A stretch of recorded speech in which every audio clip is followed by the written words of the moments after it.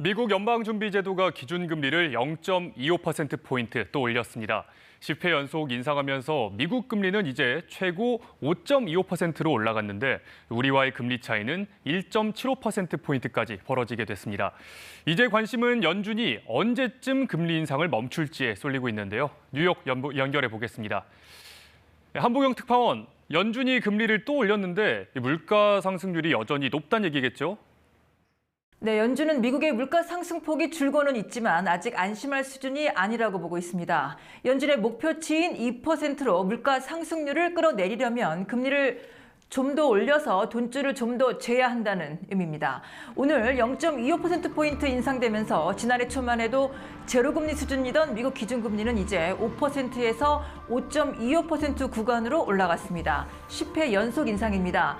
이렇게 미국 금리가 전례 없는 빠른 속도로 올라가면서 우리와 미국의 기준금리 차이는 이제 1.75%포인트까지 벌어지게 됐습니다. 사상 최대폭입니다. 외국인 투자 자금이 빠져나가는 움직임이 아직까지 눈에 띄게 없다고는 하지만 금리 차가 더 커지는 건 우리로선 확실한 부담이긴 합니다.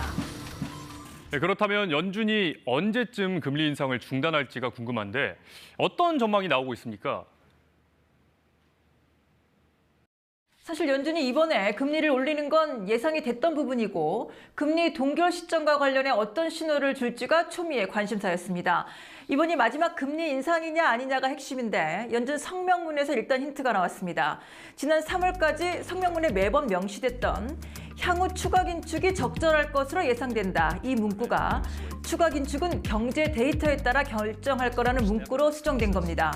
다음 달엔 연준이 금리를 동결할 거라는 해석이 그래서 나왔는데 제롬 파월 연준 의장은 이 부분과 관련해 문구 변경은 의미가 있기는 하지만 금리 인상 중단 시기는 결정된 게 없다고 선을 그었습니다. 들어보시죠. So that's a meaningful change that we're no longer saying that we anticipate. And so we'll be driven by incoming data, meeting by meeting, and we'll approach that question at the June meeting. 파월 의장은 그러면서 물가가 빠르게 내려갈 것으로 보지 않는다면서 금리 인하를 논의하는 건 아직 이르다고도 했고요. 필요하다면 또 금리를 올릴 수도 있다고 했습니다. 추가 금리 인상 여지를 남겨둔 건데요. 그러니까 금리 방향 전환의 가능성은 열어두면서도 그게 쉽사리는 되지 않을 거라는 메시지도 함께 던졌다고 볼 수 있겠습니다. 파월 의장이 아무래도 통화 정책을 완화한다는 신호를 시장에 확실하게 주는 걸 썩 내켜하지 않는 것 같습니다. 물가 안정에 대한 연준의 확고한 의지가 약해지지 않았다는 걸 피력할 필요도 물론 있을 겁니다. 전문가 의견 들어보시겠습니다.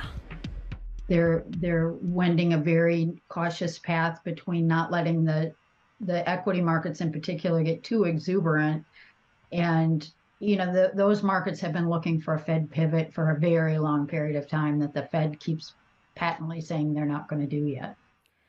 지역은행 연쇄 위기 사태가 다시 불거지면서 미국 경기 침체 우려도 커지고 있지 않습니까? 금리를 그만 올려야 한다 이런 주장도 나오고 있죠? 네, 연준이 금리를 올려 돈줄을 조이는 건 과열된 경기를 위축시켜 물가를 끌어내리기 위해서입니다. 금리 인상의 목적은 다시 말하자면 경기 위축이기도 하다는 얘기겠죠. 물론 상황에 따라 경기 침체도 불가피할 수 있습니다. 지역은행들 위기 상황이 계속되면 은행들은 당연히 대출을 줄이면서 자금 운영을 신중하게 해나갈 겁니다. 전문가들은 지역은행들이 불안감에 대출을 줄여나가는 게 사실상 긴축 효과로 이어질 것으로도 보고 있습니다. 그래서 연준이 이제 그만 금리를 올리고 긴축 효과를 좀 지켜봐도 된다는 주장도 나오고 있는데요. 전문가 의견 들어보시겠습니다. I hope they're almost done because I do think that the upcoming slowdown in lending by the regional banks is going to do some of the Fed's dirty work for them. It's going to just naturally slow down the economy. People can't borrow as much if companies can't borrow as much. 일각에선 물가 상승률이 예전처럼 낮아지는 게 이제는 어렵다고 보는 견해도 내놓고 있습니다. 나름 일리가 있는 게 코로나19 대유행 이전의 저물가 시대는 사실 중국이라는 나라가 값싼 노동력으로 세계 생산 기지 역할을 하면서 가능했습니다. 그런데 잘 아시다시피 미국이 이른바 메이드 인 아메리카 시대를 선언하지 않았습니까? 미국 내 일자리는 그래서 는다 하더라도 생산 비용, 임금은 올라갈 수밖에 없고요. 결국 물가 상승 압력으로 작용하게 됩니다. 전문가 얘기 들어보시겠습니다. And so I think that's been a massive tailwind for disinflation over the last couple of decades that is likely to be reversing a little bit going forward. So I do think that the Fed is going to have a hard time getting it back down to 2%, particularly in the absence of some really, really deep recession. 물론 연준과 미국 정부는 물가 잡힐 거라고 보고 있고 경기가 침체되더라도 경미한 수준일 거고 심각한 문제는 없을 것으로 내다보고 있습니다. 다 기축통화인 달러 보유국에서 나오는 자신감일 겁니다. 지금까지 뉴욕에서 전해드렸습니다.